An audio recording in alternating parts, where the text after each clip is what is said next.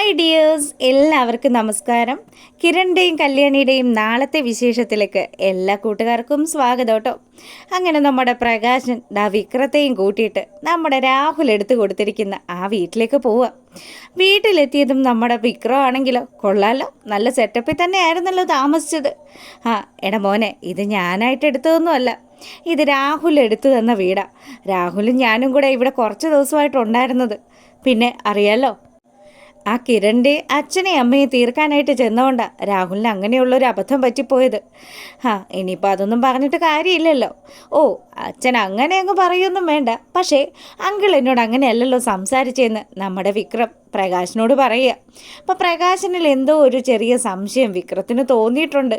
അതുകൊണ്ട് തന്നെ വിക്രമാണെങ്കിൽ പ്രകാശനെ അടുപ്പിക്കാതെ നിർത്തിയിരിക്കുക. അപ്പം വിക്രത്തോട് പ്രകാശം പറയുന്നുണ്ട്, എടാ മോനെ, ഞാൻ എന്ത് ചെയ്തു എന്നാ, എനിക്കതിൽ ഒരു മനസ്സറിവും ഇല്ല.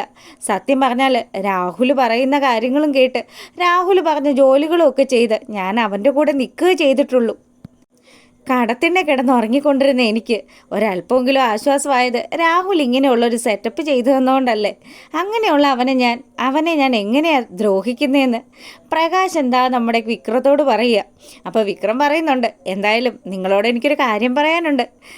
ഇനി എന്തൊക്കെ പ്രശ്നങ്ങളുണ്ടായാലും എൻ്റെ ഒപ്പം നിന്ന് എന്നെ ചതിക്കാനാണ് നിങ്ങളുടെ ഉദ്ദേശമെങ്കിൽ അച്ഛനാണെന്നൊന്നും ഞാനങ്ങ് നോക്കില്ല, തീർത്ത് കളയുമെന്ന് തന്നെ. പ്രകാശനാണെങ്കിലോ നിൻ്റെ ഉദ്ദേശം എന്താണെന്നൊക്കെ മനസ്സിലാക്കിയിട്ട് വേണോടാ എൻ്റെ പെമ്മക്കളെ നിന്നിൽ നിന്ന് രക്ഷപ്പെടുത്താൻ എന്നുള്ളതൊക്കെ ആലോചിച്ചുകൊണ്ട് നിൽക്കുക. അങ്ങനെ അതൊക്കെ കഴിയുമ്പോഴാണെങ്കിൽ നമ്മളെ കാണിക്കുന്നത് കറക്കമൊക്കെ കഴിഞ്ഞു നമ്മുടെ മനോഹറും സരയും കൂടി വീട്ടിൽ തിരിച്ചെത്തിയിരിക്കുക. സരയനാണെങ്കിൽ മൊത്തത്തിൽ ഒരു മ്ലാനതയാണ്. എന്ത് ചെയ്യും, ഇവൻ ഇവിടുന്ന് തന്നെ പറ്റിച്ച് കടന്നു കളയാനുള്ള പാട് നടത്തിക്കൊണ്ടിരിക്കുകയാണല്ലോ. അതുകൊണ്ട് തന്നെ ഇതൊക്കെ മനസ്സിലിട്ടിങ്ങനെ ആലോചിക്കുക.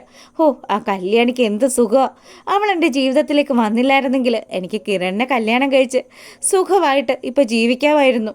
എൻ്റെ അച്ഛനും അമ്മയ്ക്കും ഒന്നും ഈ ഒരു അവസ്ഥയും ഉണ്ടാവില്ലായിരുന്നു. ഇനിയിപ്പോൾ അതൊന്നും പറഞ്ഞിട്ട് കാര്യമില്ലല്ലോ. ഈ ദുഷ്ടം കാരണം എൻ്റെ ജീവിതം തൊലഞ്ഞു പോയല്ലോ എന്നൊക്കെ ആലോചിച്ചുകൊണ്ടിരിക്കുക. മനോഹറാണെങ്കിൽ, നീ ആരെക്കുറിച്ചാണ് ആലോചിക്കുന്നത്? നമ്മൾ അമേരിക്കയിലേക്ക് പോകുന്ന കാര്യമാണോ നീ ആലോചിക്കുന്നത്? അതേ മനുവേട്ടാ, ഞാനേ വേറൊരു കാര്യം കൂടെ ആലോചിച്ചു. നമ്മൾ ഇവിടെ വന്ന് താമസിച്ചത് ശരിക്കും എന്തിനാ? കിരണിനെയും കല്യാണിയും മാക്സിമം ദ്രോഹിക്കാനായിട്ട്. എന്നിട്ട് ഇപ്പം അവരുടെ ജീവിതത്തിൽ മൊത്തം വിജയങ്ങളും നമ്മുടെ ജീവിതത്തിൽ മൊത്തം പ്രശ്നങ്ങളും ഒക്കെ ആണല്ലോ മനുവേട്ട. എൻ്റെ സരയോ, നീ അമേരിക്കയിലേക്ക് പോയി കഴിഞ്ഞാൽ പിന്നെ ആരെ എന്തു പേടിക്കാനാ? ആ കല്യാണി ഉണ്ടല്ലോ, അവളുടെ ജീവിതത്തിനെക്കാട്ടിലും നല്ല ഒന്നാം തരം ഒരു ജീവിതമായിരിക്കും നിനക്ക്. നീ നമ്മുടെ മോളൊക്കെ ഉണ്ടല്ലോ, ചറപറാന്ന് ഇംഗ്ലീഷൊക്കെ പറയും. അത്രയും സെറ്റപ്പിലാണ് ഞാൻ അവിടെ ജീവിക്കുന്നത്. അതേടാ നിൻ്റെ സെറ്റപ്പ്, അതൊക്കെ എനിക്കറിയാമെന്ന്. സരയും ഇങ്ങനെ ആലോചിച്ചുകൊണ്ട് നിൽക്കുക. ചേടാ, ഇവളിപ്പോൾ വന്ന് ഭയങ്കര ആലോചനയാണല്ലോ. എൻ്റെ സരയും, നീ ആവശ്യമില്ലാണ്ട് ഇങ്ങനെ ആലോചിച്ചുകൊണ്ടിരിക്കല്ലേ. നമുക്ക് പോകാനുള്ള കാര്യങ്ങളൊക്കെ ചെയ്യണ്ടേ, ബാക്കി കാര്യങ്ങളൊക്കെ അടുപ്പിക്കണ്ടേന്നൊക്കെ പറഞ്ഞ് മനോഹർ വലിയ കാര്യത്തിന് സംസാരിക്കുക. അങ്ങനെ അതൊക്കെ കഴിഞ്ഞപ്പം വിക്രം ജയിലിൽ നിന്ന് പരോളിന് ഇറങ്ങിയിരിക്കുന്ന വിവരങ്ങൾ സേനനും രൂപയും അറിഞ്ഞു. അപ്പം തന്നെ നമ്മുടെ രൂപയ്ക്കാണെങ്കിൽ ടെൻഷൻ അടിക്കാനും തുടങ്ങി. ചന്ദ്രേട്ടാ, നിങ്ങൾ ഇന്ന് തന്നെ കിരണിനോടും കല്യാണിയോടും ഇങ്ങോട്ട് വരാൻ പറയണം കേട്ടോ. എനിക്ക് അവരെ കണ്ട് കുറച്ച് കാര്യങ്ങളൊക്കെ സംസാരിക്കാനുണ്ട്. ആ വിക്രം പരോളിൽ ഇറങ്ങിയെന്ന് അറിഞ്ഞതിന് ശേഷം എനിക്കൊരു മനസ്സമാധാനവും ഇല്ല. എൻ്റെ രൂപ, താൻ എന്തിനിങ്ങനെ ടെൻഷൻ അടിക്കുന്നതെന്ന് ചന്ദ്രൻ ചോദിക്കുക. അത് പിന്നെ പറയണ്ടല്ലോ ചന്ദ്രേട്ട, അവൻ ആരെ എപ്പോൾ ചെയ്യുമെന്നൊന്നും പറയാൻ പറ്റില്ല. സ്വന്തം ചേച്ചിയായിട്ടുള്ള കാർത്തികയുടെ തലയടിച്ച് പൊട്ടിച്ചവനല്ലേ അവൻ. അച്ഛനായ പ്രകാശനാണ് ഇപ്പോൾ അവൻ്റെ കൂടെ ഉള്ളത്. ഇനി പ്രകാശം മാറിയെന്നൊക്കെ പറഞ്ഞ് നമ്മൾ ചിന്തിച്ചിരിക്കുന്നത് വെറുതെ ആകുമോ? പ്രകാശൻ ഇനി പഴയ പ്രകാശനാവുമോ അറിയത്തില്ലല്ലോ. എന്ത് ചെയ്യും? എടാ രൂപേ, താനിങ്ങനെ ടെൻഷൻ അടിക്കല്ലേ. പിള്ളേരോട് ഞാൻ വരാൻ പറഞ്ഞിട്ടുണ്ട്, അവർ വരട്ടെ, അവർ വന്നിട്ട് ബാക്കി കാര്യങ്ങൾ നമുക്ക് തീരുമാനിക്കാമെന്ന് സേനൻ പറയുക. അങ്ങനെ നമ്മുടെ കല്യാണിയും കിരണും കൂടി രൂപയും സേനനും വിളിച്ചതറിഞ്ഞ് അവർ ആ വീട്ടിലേക്ക് വരിക. അപ്പം അമ്മയെ കണ്ട പാടെ തന്നെ, എന്ത് പറ്റി അമ്മേ? അമ്മയ്ക്ക് ഭയങ്കര ടെൻഷനാണല്ലോ. എൻ്റെ മോളെ എങ്ങനെ ടെൻഷൻ അടിക്കാതെ ഇരിക്കും? നീയും നിൻ്റെ കെട്ടിയോനും ആ വിക്രത്തിൻ്റെ മുന്നിലേക്ക് ചെന്നങ്ങ് കയറി കൊടുക്കുകയല്ലേ ചെയ്യുന്നത്. അവൻ പരോളിൽ ഇറങ്ങിയെന്ന് അറിഞ്ഞപ്പോൾ മുതൽ എൻ്റെ കൈയും കാലും വിറയ്ക്കാൻ തുടങ്ങിയതാ. അവനൊരു മനസാക്ഷിയില്ലാത്ത ഒരുത്തനാണല്ലോ.